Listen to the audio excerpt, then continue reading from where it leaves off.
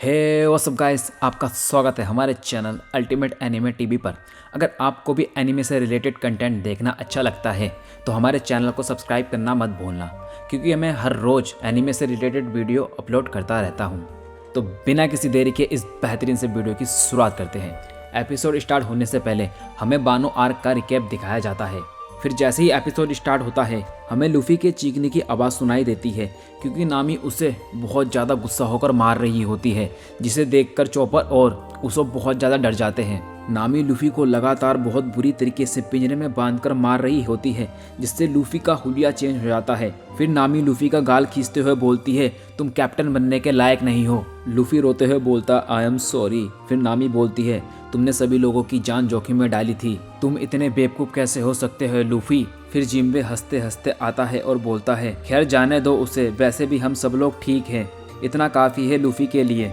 ये सुनते ही नामी गुस्से में आग बबूला होकर जिम्बे से बोलती है, लूफी पर नरमी मत दिखाओ, और जिम्बे डर जाता है। फिर चॉपर और उसब जिम्बे को बोलते हैं, जब नामी गुस्सा होती है तो उसके पास मत जाया करो। फिर न्यूज़पेपर वाला बर्ड आता है, जिससे रोबिन न्यूज़पेपर ले लेती है और बोलती है, हमारे वांटेड पोस्टर। ये सुनकर सब लोग एक्टिव हो जाते हैं। फिर सांजी वांटेड पोस्टर देखने के लिए रोबिन पर छलांग मार देता है, लेकिन रोबिन हट जाती है और सांजी नीचे गिर जाता है और साथ में वांटेड पोस्टर भी सिप पर बिखर जाते हैं। फिर हमें एक एक करके सबकी बाउंटी दिखाई जाती है। पहले चॉपर की बाउंटी दिखाई जाती है, जो सिर्फ 1000 बेरीज होती है। इसे देखकर चॉपर बहुत ज़्यादा अपसेट हो जाता है। फिर नामी की बाउंटी जो 366 मिलियन बेरी होती है, जिसे देखकर नामी डर जाती है। उसके बाद हमें ब्रुक की बाउंटी दिखाई जाती है, जो 383 मिलियन बेरी होती है। फिर हमें फ्रैंकी की बाउंटी दिखाई जाती है, जो 394 मिलियन बेरीज होती है। उसके बाद हमें उसोप की बाउंटी दिखाई जाती है। फिर हमें उसोप की बाउंटी दिखाई जाती है, जो 500 मिलियन बेरीज होती है, जिसे देखकर उसोप शॉक हो जाता है। फिर हमें रोबिन की बाउंटी दिखाई जाती है, जो 930 मिलियन बेरीज होती है। उसके बाद हमें सांजी की बाउंटी दिखाई जाती है, जो 1 बिलियन 32 मिलियन बेरीज होती है। जिम्बे की बाउंटी 1.100 मिलियन बेरीज होती है और जोरो की बाउंटी 1 बिलियन 111 मिलियन बेरीज होती है, जिसे देखकर सांजी को बहुत ज़्यादा गुस्सा आता है और वो आग बबूला हो रहा होता है। जिम्बे सांजी से पूछता है, तुम ठीक तो हो ना। इतने में सांजी जिम्बे की बाउंटी भी देखता है और बोलता है, तुम्हारी बाउंटी भी मुझसे ज़्यादा है। इतने में ही जोरो बोलता है अपनी बाउंटी दिखाते हुए, जिम्बे तुम टेंशन मत लो इस 4th प्लेस वाले की, जिससे सांजी को बहुत ज़्यादा गुस्सा आता है और वो जोरो से लड़ने लगता है। फिर कैमरामैन लूफी पर फोकस करता है। लूफी बोलता है, आई एम सॉरी, मुझे बाहर निकालो। और फिर हमें लूफी की बाउंटी दिखाई जाती है, जो कि 3 बिलियन बेरीज होती है। फिर सीन चेंज होता है, हमें बग्गी का अड्डा दिखाया जाता है। बग्गी के अड्डे में मिहोक और क्रोकोडाइल आ रहे होते हैं, जिसे देखकर बग्गी का क्रू डर जाता है और सोचने लगता है कि ये यहाँ पर क्यों आ रहे हैं। अगले ही सीन में मिहोक और क्रोकोडाइल बग्गी के पास होते हैं। क्रोकोडाइल ने बग्गी का सर अपने हाथ में पकड़ रखा होता है और उसे पीट रहा होता है। बग्गी रोते हुए बोलता है, तुम मेरा सब कुछ ले लो, बस मेरी जान बख्श दो प्लीज़, मैं कुछ भी करने को तैयार हूँ, मैं तुम्हारे जूते भी चाट सकता हूँ। फिर क्रोकोडाइल बग्गी के पेट में लात मारते हुए क्रोकोडाइल बोलता है, मैंने और मिहोक ने मिलकर एक संगठन बनाया था, तो बग्गी तुम इसके बॉस कैसे हुए। फिर बग्गी रोते हुए बोलता है, मैं सिर्फ इतना ही कह सकता हूँ कि मुझे माफ़ कर दो, मुझसे बहुत बड़ी गलती हो गई है। फिर मिहोक बोलता है बग्गी से, तुम पहले और आखिरी इंसान होंगे जो समुद्र का सम्राट बनते ही सॉरी बोल रहा है।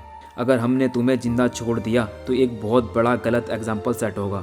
फिर बग्गी डरते हुए बोलता है, मुझे माफ़ कर दो, मुझे मत मारो। मिहोक बोलता है, यह नामुमकिन है। बग्गी बोलता है, रुको रुको रुको।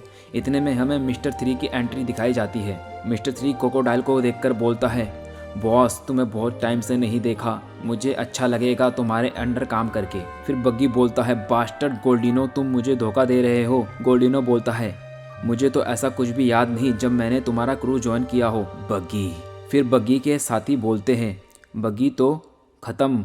फिर बग्गी के साथी बोलते हैं, बग्गी तो अब ख़त्म होने वाला है, अब हम क्या करेंगे। उनमें से एक बंदा बोलता है, मैं तो क्रोकोडाइल के लिए काम करूँगा। फिर हमें मिहोक की बैक स्टोरी दिखाई जाती है, जो अपने अड्डे पर सामान पैक कर रहा होता है, क्योंकि उसके अड्डे पर नेवी अटैक करने वाली होती है या फिर नेवी ने कब्जा कर लिया होता है। और फिर क्रोकोडाइल का फ़ोन आता है। क्रोकोडाइल बोलता है, हम दोनों को एक साथ काम करना चाहिए जिससे नेवी वाले हमें अनदेखा नहीं कर पाएंगे। एक टाइम पर तुम नेवी हंटर के नाम से जाने जाते थे। तुम और मैं एक जैसे हैं, इसलिए हम दोनों किसी पर भरोसा नहीं करते। फिर सीन चेंज होकर हमें प्रेजेंट टाइम में बग्गी को दिखाया जाता है। बग्गी बहुत ज़्यादा डरा हुआ होता है। फिर बग्गी भी अपने पीछे की स्टोरी सोचने लगता है। बग्गी की पास्ट की स्टोरी में हमें दिखाया जाता है कि बहुत सारी नेवी शिप बग्गी के अड्डे पर अटैक करने वाली होती है और अटैक भी कर देती है, जिससे डरकर बग्गी का क्रू बग्गी के पास आकर बोलता है बॉस बॉस बॉस।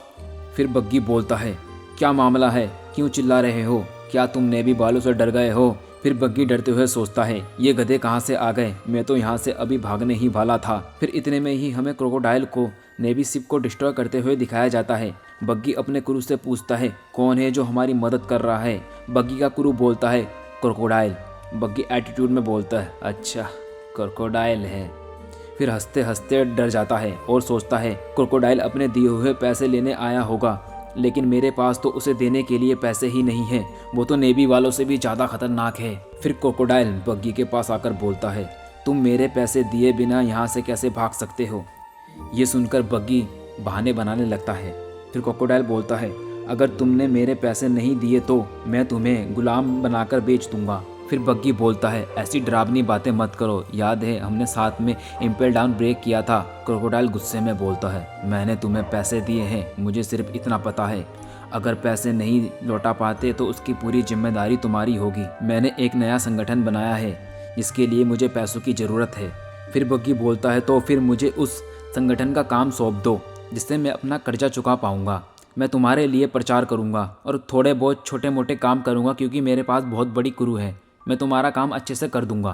क्रोकोडाइल थोड़ी देर सोचने के बाद बोलता है ठीक है। फिर सीन चेंज होता है प्रेजेंट टाइम में। क्रोकोडाइल बोलता है बग्गी मैंने तो सिर्फ तुम्हें अपने संगठन का काम दिया था, लेकिन तुमने तो मेरे संगठन का बॉस खुद को बना लिया है। फिर बग्गी डरते हुए बोलता है मेरा कोई ऐसा इरादा नहीं था। क्रोकोडाइल गुस्से में बोलता है फिर तुम्हारा क्या इरादा था। फिर बग्गी बोलता है सच में मेरा कोई ऐसा मकसद नहीं था, वो तो मेरा क्रू मेरी बहुत ज़्यादा रिस्पेक्ट करता है, इसलिए मुझे उन्होंने इस संगठन का बॉस बनाकर एक आर्टिकल बनाया और उसे पब्लिश कर दिया मुझसे बिन पूछे, इसलिए ये सब हो गया, प्लीज़ मुझे माफ़ कर दो।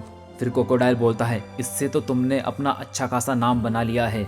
बग्गी बोलता है सॉरी सॉरी सॉरी मुझे माफ़ कर दो। फिर मिहोक बोलता है वहीं दूसरी तरफ ये बुरा आइडिया नहीं है, अगर ये हमारा बॉस रहता है तो कम से कम हम चैन की ज़िंदगी तो जी पाएंगे समुद्र का सम्राट बनने से अच्छा। क्रोकोडाइल बोलता है तुम श्योर हो। मिहोक बोलता है इसे ही लीडर बने रहने दो। क्रोकोडाइल बोलता है सही बोल रहे हो। फिर सीन चेंज होता है। बग्गी अपने क्रू के सामने मिहोक और क्रोकोडाइल को इंट्रोड्यूस करते हुए बोलता है। बग्गी बोलता है हम तीनों ने मिलकर एक नया संगठन बनाया है और एक सुनहरे समय की शुरुआत की है। ये सब सुनकर बग्गी का क्रू बहुत खुश हो जाता है और चिल्ला चिल्ला कर ताली बजा रहे होते हैं, लेकिन बग्गी डर के मारे रो रहा होता है और सोचता है ये सब मेरे साथ क्या हो रहा है और क्यों हो रहा है। इसी के साथ यहाँ पर एपिसोड का एंड हो जाता है। आशा करता हूँ कि आपको ये वीडियो अच्छी लगी होगी। वीडियो को पूरा देखने के लिए आपका बहुत बहुत धन्यवाद। अगली वीडियो में फिर मिलते हैं। Tata bye bye, see you letter.